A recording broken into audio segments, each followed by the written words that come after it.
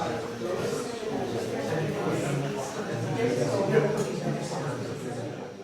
the context for my talk is relative lack of diversity in Poland between World War II and 1989. Poland used to be a very diverse country in terms of religious composition. We had a significant Jewish community, a lot of Orthodox people, a lot of as well Tatar Muslims in the east part of the country. But World War II changed the boundaries very significantly, and resulted in a rather artificial composition of the society in terms of ethnicity, religious confession, and other variables. So and also on top of that, we had a really strong relationship between the civil society and the Catholic Church. So even those people who were not necessarily Catholic came to became closer to Catholic Church, which was often taken as a vestige of resistance against the communist government. And even before that, throughout 19th century, Catholicism was a bulwark of national identity against foreign powers who were basically occupying Poland throughout the 19th century. So we had a lot of homogeneity, or at least perceived homogeneity, before 1989.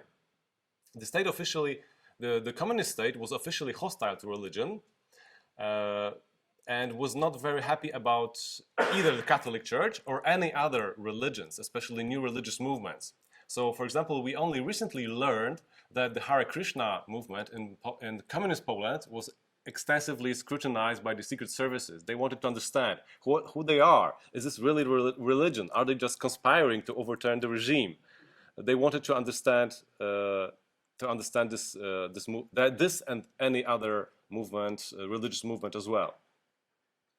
In 1989, diversity in Poland exploded in all possible areas, including religion. And actually, I think religious diversity was about the first one to increase, because Poland still remained a country of emigration rather than immigration.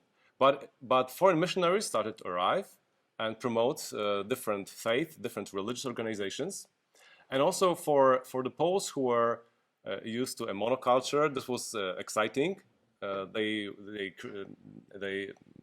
found large interest in new religious movements, new religious phenomena. However, for the majority of society, new religious movements were perceived as a threat. And this threat was enormously exaggerated. So at some point, we had more anti-sect centers than actual new religious movements registered. So a huge paradox. At the beginning, there was a major problem with experts, the so-called self-proclaimed experts, people who were claiming they were expert on religious movements, and some of them were creating these anti-sect centers, which were basically extremely skeptical and also were provoking actual panic about new religious movements, rather than informing about them, trying to understand, and actually having any real expertise. One of such self-proclaimed cultural experts estimated at some point that there were between 500 and 1,000 sects with 100,000 followers. It's a vast overestimation. And of course, the very use of the word sect is absolutely problematic. So we had this interesting tension. Very little religious diversity, very little actual new religious movements, and a lot of fear among the larger public of any new religious phenomena in the religious landscape. And this had some practical, this sense of threat, and the activity of these centers had some practical implications. For example, they were able to mobilize police officers to patrol beaches and public places during summertime in order to check the activity of new religious movements. So what are they doing? Are they trying to brainwash? Are they trying to recruit? Are these people introducing some form of slavery, maybe? It was really rather extreme. And in reality, however, In Poland, at the moment, there are about 140 registered religious confessions, so not that many. Of course, not all want to register, but registering has certain benefits, for example, tax benefits. So much of these concerns were artificial and exaggerated, but there were some genuine issues with new religious movements. For example, being a registered religious organization has some tax benefits. You can, for example, you had isolated cases of new churches being registered just to be able to import cars without a tax. So there was a real need for the state to be making certain determinations, and this is where experts step in.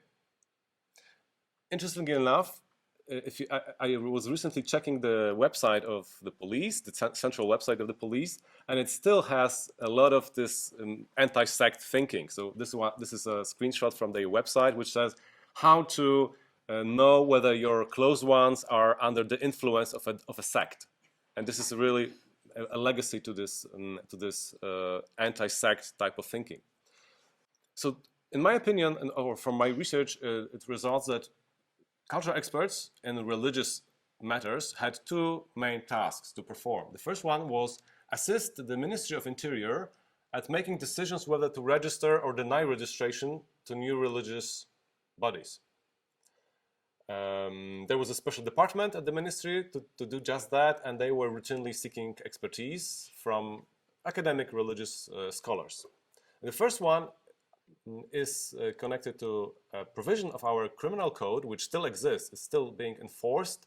And of course, this is very debatable whether it should be a criminal provision, but we have this Article 196, which says that you cannot offend religious feelings, which immediately creates ground for religious experts to say what are religious feelings and how you can offend them, and is particular content really offensive to members of the wider society or some particular religious group. So I'll give you some examples of each of these two types of cases confronting religious experts. The first one was the case of a Tibetan Center for the Buddha of Medicine, created in 2005. They wanted to be registered as a religious organization. The Department of Religious Confessions at the Ministry of Interior wanted religious experts to tell them whether it was really a religious organization, legitimate religious organization that could be registered.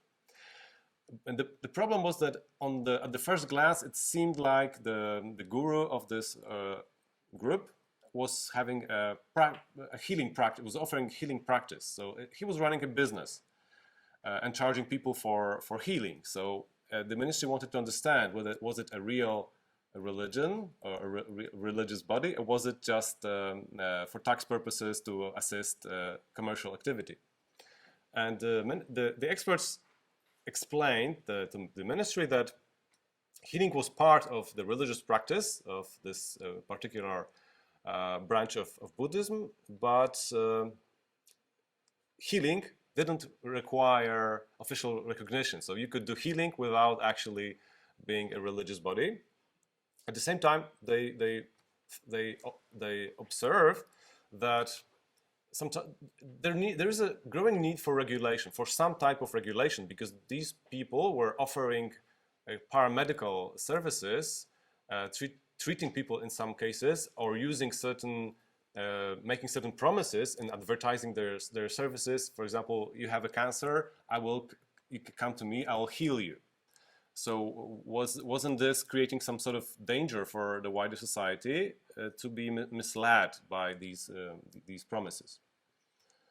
So this group was denied registration, but I think it was interesting to emphasize the nuanced approach of the expert to offer an opinion, but also to suggest certain recommendations on future regulation. Then another case was the case of the Orthodox Union of Jewish Religious Communities in Poland, which protested against the registration of another Jewish religious organization. So it was basically a dispute between two Jewish religious bodies. And Jewish communities in Poland, they are regulated by a special law.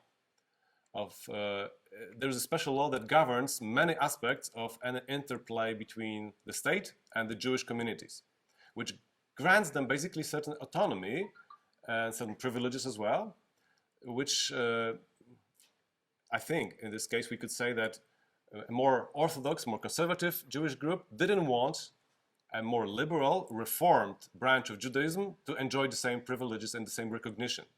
So they challenged the decision, and 4 religious experts were instructed to provide an opinion whether this liberal group was indeed legitimate Jewish religious confession.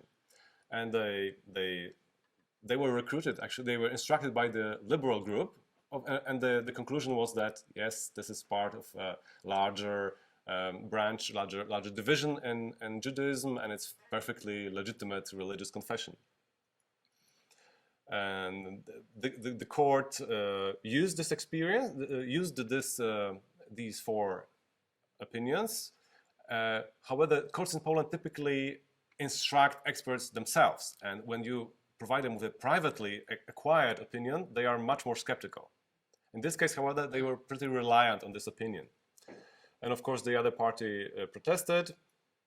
However, the court denied the motion to instruct an expert by the court. So they thought these 4 experts did a good enough job to use their expertise, and no further opinion was needed. The conclusion of the opinion was not very convincing, but was not very strong. But it said you cannot assume that there is one perfect ideal type of a Jewish religious organization or religious body. There is internal diversity, so it's perfectly legitimate for this liberal reformed branch of Judaism to seek recognition under the existing legal framework, and this is what they got this recognition. Now we have a more recent case, which you probably are familiar with, the Church of the Flying Spaghetti Monster, which obtained recognition in the Netherlands and New Zealand, for example. I think these are the 2 countries. And as some other European countries, the members of this group sought recognition also in Poland. The ministry instructed 2 experts upon receiving the petition, which these 2 experts from Jagiellonian University, from the Religious Studies Department, they said it's a joke religion. It's not a religion, it's a joke religion that is supposed to mock the idea of a religion. So it does not deserve recognition as a religious body. Based on this opinion, the registration was denied. However, they appealed and case was overturned. On second thoughts, the registration was again denied, complaint was dismissed, and the case is now closed after the cassation complaint was heard by the Supreme Administrative Court. Now let's look at the second type of cases confronted by the experts, offense of religious feelings. You have the article that reads, who offends the religious feelings of others by publicly blaspheming an object of religious worship of a place dedicated to public celebration of religious rites is subject to a fine, a restriction of freedom, or imprisonment for up to 2 years. As you can see from the chart, maybe you can see, there's a fairly steady number of a few dozen cases each year initiated and reaching the courts. And very often this is connected to another issue where cultural expertise is quite often sought, relatively often sought in Poland, which is limits of artistic expression. I think no one talked about this before, but we have a number of cases where artists are trying to challenge certain symbols and practices, figures connected to Catholic religion, in order to protest certain patriarchal, conservative features of the whole society, which is so deeply intertwined with one particular faith. So basically, if you want to criticize certain aspects of Polish society, it's difficult to do it without touching upon the Catholic Church in some way. For example, here we have an icon of Virgin Mary from Częstochowa, which is really held in deep respect for a vast portion of the Polish society, which received a rainbow halo to, of course, to highlight that the artists here disagree with the Catholic Church's stance on LGBT issues. We didn't have an expert in this case, but we had Helsinki Foundation for Human Rights, an NGO devoted to human rights, provide amicus curiae brief. I mentioned that yesterday, that a lot of cultural expertise in Poland happens through NGOs who seek experts and they join proceedings, they submit amicus curiae, which has certain consequences for how expertise is crafted and also received by the court and by the wider public. In this case, the brief said that no object was destroyed. It was no ridiculing religion here. And in a pluralistic society as Poland today, members of religious groups need to confront even open and fierce criticism. But by the way, this was not a very fierce criticism, to be honest. So the two activists who were temporarily arrested were released and also offered compensation for their brief arrest. Another instance of this kind is this photoshopped picture of Pope Benedict XVI holding the head of Elton John, bleeding head. This was a part of an advertisement for a concert was held during Pope's visit to Poland. So it was again a strong statement from a Czech group. Experts who were instructed by the prosecution here said that the Pope is not an object of religious cult in Catholicism. So you can attack the Pope. It's not a problem because it does not fall under the Article 196. And also the experts interestingly explained the differences between Czech and Polish sensibilities in this regard, because the music group came from Czech Republic, and the Czechs created their sense of national identity against the Catholic Habsburgs. So the Pope came to be regarded as a symbol of oppression for the national identity. While in Poland it was totally different. So for Poland it was more offensive because our identity was shaped under the protection of the church against foreign powers who were trying to destroy Catholicism and national identity at the same time, a bit like in Ireland. But you can see, I'll just point to one last observation, that these cases take extremely long to be solved. 27 court sessions in just one case. 27 sessions, volumes and volumes for different experts in different disciplines. For a case that involved the picture to the right, picturing genitals, male genitals pitched against the cross, to protest against certain patriarchal feature of the society. I just wanted to conclude by saying that cultural experts, in my opinion, religious experts as cultural experts, were quite instrumental in stopping some of the moral panics that resulted in regards to the increasing diversity in a monocultural society as Poland was in the early 1990s.